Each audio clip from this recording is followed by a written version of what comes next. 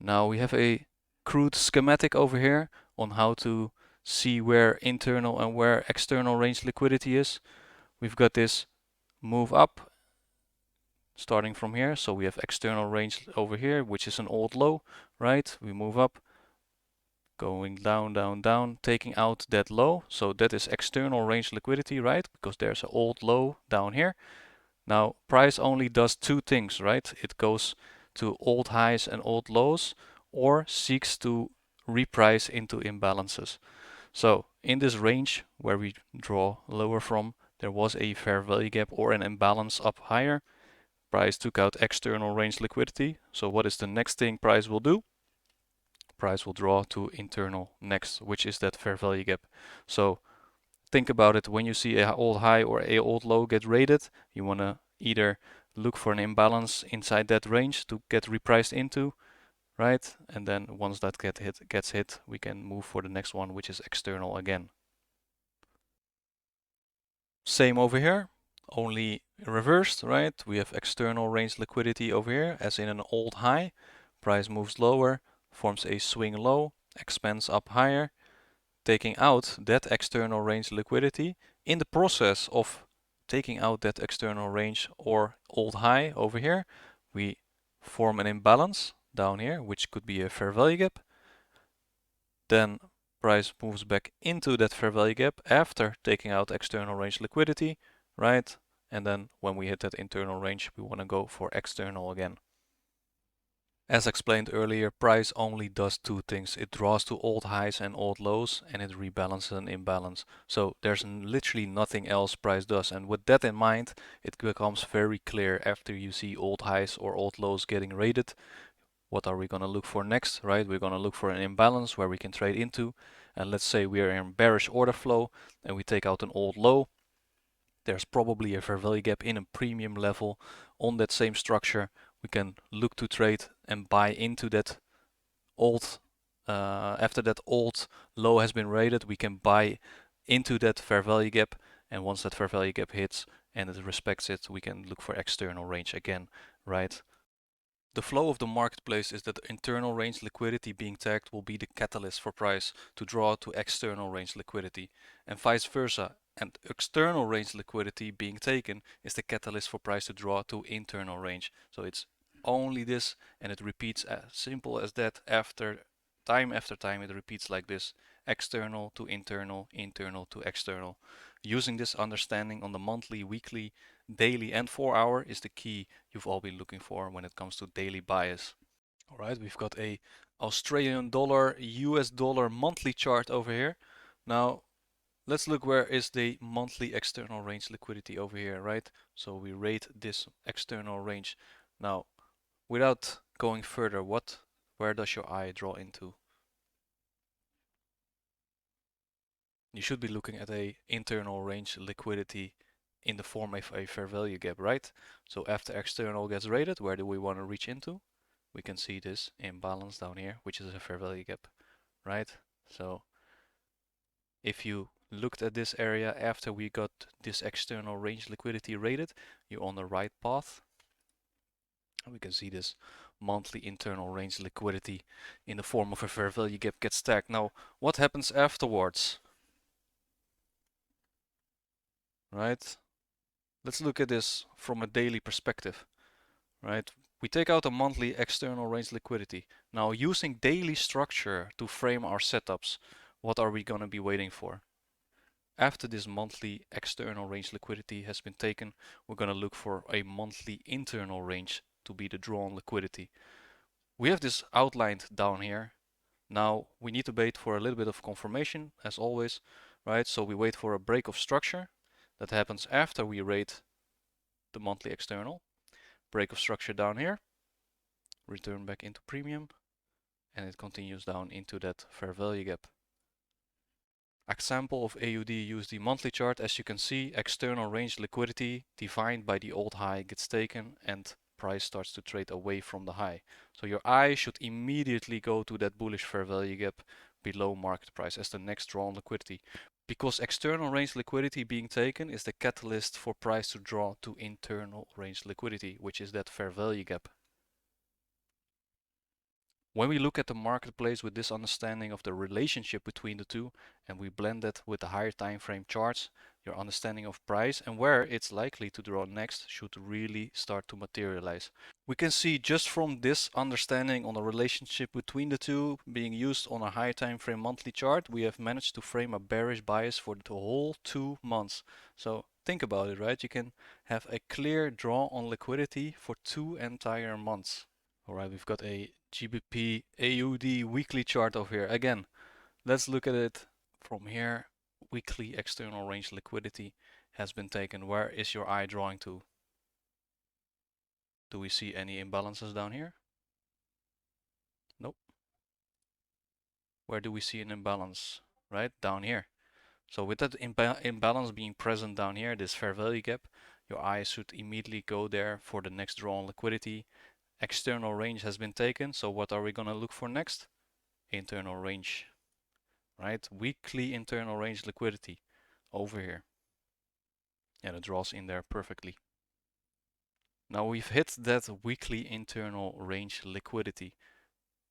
Think about it, right? External to internal. Now we're in internal. Where are we going to draw into next? Where is your eye going? Right? External range liquidity over here. It's as simple as that. External has been rated over here. We draw back into internal. Internal has been tagged. Where are we going to go? We're going to go to external. It's simple as that. So that weekly external range liquidity, that old high has been liquidated after going into internal. And looking at the daily chart, now we can see how we can frame our bias on the daily, right? So this was the draw on liquidity. We're drawing lower, lower, lower, right? And then hitting that weekly internal range liquidity. So we went from external, remember, back to internal. Now we've hit that internal range liquidity going into a market maker buy model, right? This is the sell side of the curve over here. Then we're going into buy side of the curve over here because we hit a higher time frame discount array, right? It's a fair value gap. So now we're going to reach for external range liquidity. And the first external range liquidity, which is very obvious, is this long wick here, right? So we're going to eye up this liquidity, which is also a break of structure after we hit that higher time frame array. Now, when the market displaces over here, we have internal range liquidity formed, right? So again, we go from external over here. Where do we want to go? We have internal, right? Back into internal. And after we hit that internal, where do we want to go? External again, right? So we have this old high up here, which is external range liquidity. And you might think, well, wait a minute. I thought this was external range liquidity, right? But in this whole bigger range, every swing high or swing low is external range liquidity. And that, remember, internal range liquidity will be that fair value gap we're looking for to mitigate with and continue up. So same case over here, we take out this external range liquidity. Again, where are we gonna go? Do we see any fair value gaps? Yes, we have this one. And we have a fair value gap down here. But why are we not taking this fair value gap? Right? This has something to do with premium and discount. Obviously, if you take this range high to this range low to this range high, this fair value gap is in premium. So it's more likely it will draw into this discount fair value gap, right? So keep that one in mind. Market draws to that internal fair value gap in discount, right? Of this range, swing low to swing high. Continues up again. Where are we gonna go after we take this internal range? Again, it's on repeat, right? External to internal to external to internal, and it keeps going and going. Again, external range liquidity over here after we take that internal range. So we've went from this internal on a higher time frame, right? That weekly internal range liquidity as the fair value gap, and now we're on a daily chart and we can see day after day we're looking for external to internal to external to internal. Again, back into external. Right? Now we've hit that external, that extreme high up here. What do we want to do? We want to go back into an imbalance again, right? There's another imbalance down here in the fair value gap, and it keeps on going into internal and then draws back into external. So literally it's external to internal to external on repeat. again, external, and then all the annotations together, you can see how this is forming, right? Think about that extreme high. We're going to, and this high, we rated an external range liquidity over here. Remember, so we're drawing into a weekly internal level. Weekly internal level is down here, right? That fair value gap. Now we're looking for a buy program, buy side of the curve. We're going to an external range here, back to internal, to external, to internal, to external, to internal, and so on and so on. Knowing the relationship between the two is what leads us to a high probability daily bias. You can see how many intraday opportunities we just had with the understanding of the relationship between internal and external range liquidity. All right, we've got a USD dollar index daily chart. Again, example after example, and this is what you need to see. You need to train your eyes for external to internal to external, and it will make your reading of bias a lot better. And sometimes you don't know what is the draw on liquidity, but with using external to internal and internal to external, it will make it a little bit easier and, might I say, more accurate. So over here, external range liquidity again, right? What do we do after we take external range liquidity? So what do we do after we hit external range liquidity? Again, we want to go to internal range, right?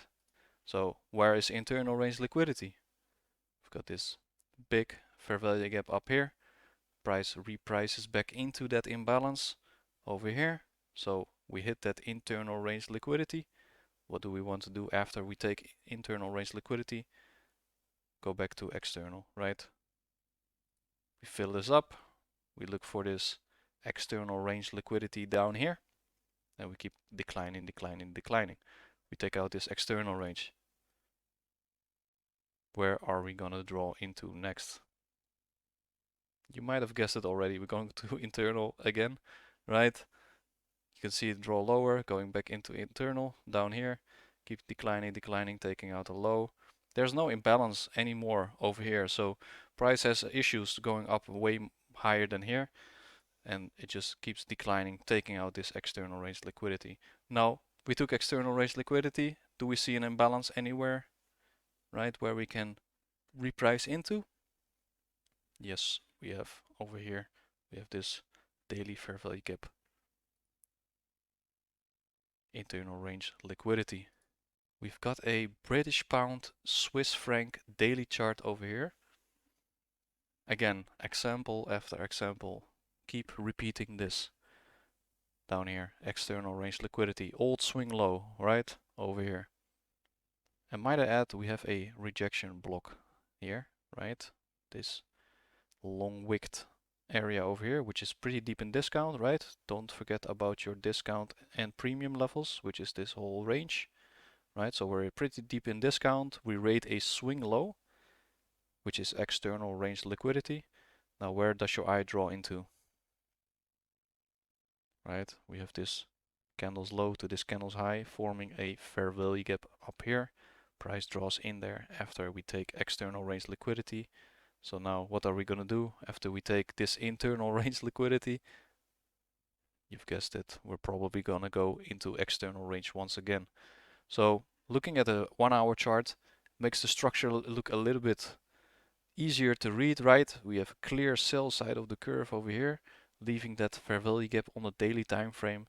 After we take out this external range liquidity, we can actually see with 1 hour chart starts to break up and starts to break structure up here, right? Break of structure, return back into discount levels, repricing this internal range liquidity, right? External over here, back to internal, continuing up, up, up, taking out external. Where are we going next? Back to internal, right? Fair value gap down here. And then we're gonna go for external again, which is this daily fair value gap. So we went to external on a 1 hour chart, and on the daily it's a internal range.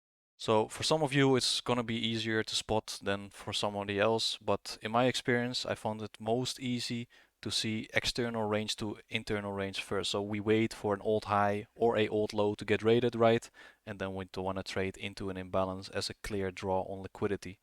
If you find it easier to spot external range to internal range, you can just stick it with it like that. You can also go from internal range to external range, which could be a OTE entry, right, into a range on a fair value gap, and then aiming for an old low or an old high. You don't ever have to trade internal range to external range, and the same goes for those of you who can see internal range to external range. Important is what is most comfortable for you to see. So let's summarize internal to external range liquidity. The relationship between the two being used on the monthly, weekly, daily and a 4-hour chart is the key that unlocks your understanding to bias and builds the anticipatory skills required to forecast market direction and where price most likely will move. One of the biggest misconceptions regarding low resistance liquidity runs is there are only fragile patterns on a chart like trend lines or equal highs or equal lows, that kind of patterns, but that is valid. However, true low resistance liquidity runs are framed off the higher time frame PDRAs, right? So think about that: monthly levels, weekly fair value gaps, and so on. The higher time frame monthly, weekly and daily charts are the catalyst to one-sided low resistant liquidity runs occurring in the marketplace.